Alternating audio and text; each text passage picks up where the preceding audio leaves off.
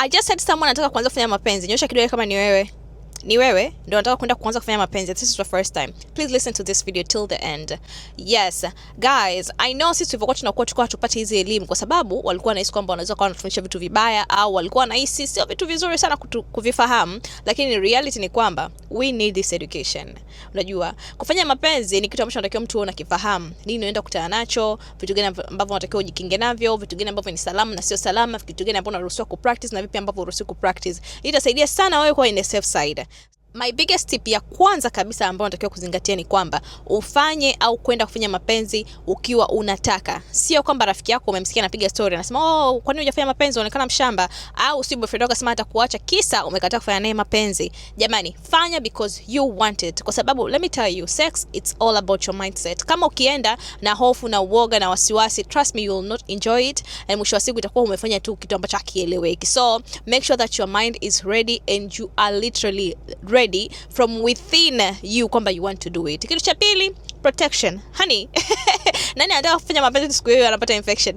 Au unafanya mapenzi siku hiyo mara yako ya kwanza na hapo unapata mimba? Nani anataka hayo mambo? I think you don't want that, right? Haiwezekani umefanya tu mapenzi siku ya kwanza and then you are pregnant. Boom. Honey, you don't want that, right? So protection, honey. Protection. Protect yourself from infections, STIs, mimba ambazo haujatarajia na vitu kama hivyo. Protect yourself. Cha tatu, consent. Honey, kama mpenzi wako ni mara yake ya kwanza kufanya mapenzi, jamani, hakikisha unapata consent from her or him. Usimlazimishe mpaka aseme yes I want to do it. So siku amekuja kutembelea nyumbani kwako, unamfungia milango, unasema hapa uondoke mpaka unipe.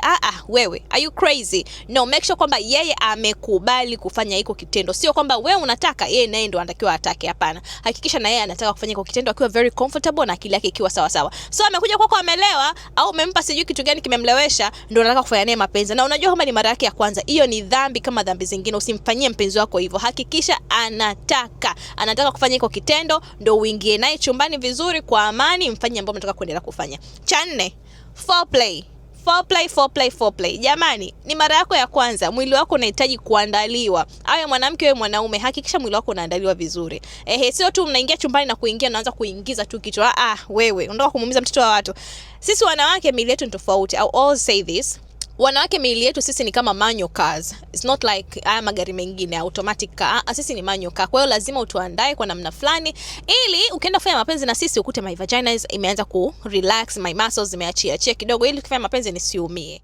Cha tano, vilainishi.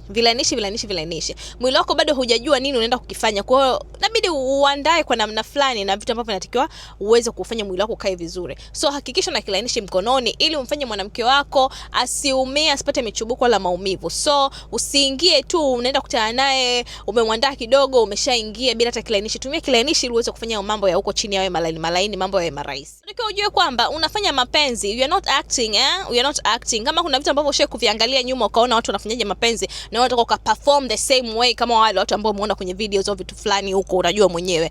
It's not like that. You are not performing, honey. That is the reality. That is really you and that's the real thing you are doing right there. So usiende kwenye kufanya mapenzi ukiwa na picha yako kichwani kwamba penzi anatakiwa liende hivi, tubinuane hivi, tupitoe miguno hii, si tufanye nini. You're not performing, honey. You're just there to enjoy. If you want to enjoy, forget about performing. Kama lengo lako kubwa ni kuenjoy kitendo chako na huyo mpenzi wako, forget about performing. Forget about the pictures, the videos, all the things that you have in your mind. That is the real thing that you're doing right there. So, forget about performing. Cha mwisho ambacho naenda kuongelea siku ya leo, go slowly. Awe mwanamke mwanaume, kama ni mara yako ya kwanza, usiwe na papara. Iko chakula hakiondoki, kiko hapo. Ndio kimeshafika, kama ni chumbani mmeanzia, kama sijui ni wapi, kwenye gari, whatever. Iko chakula hakikukimbii. Go slowly, take your time, relax.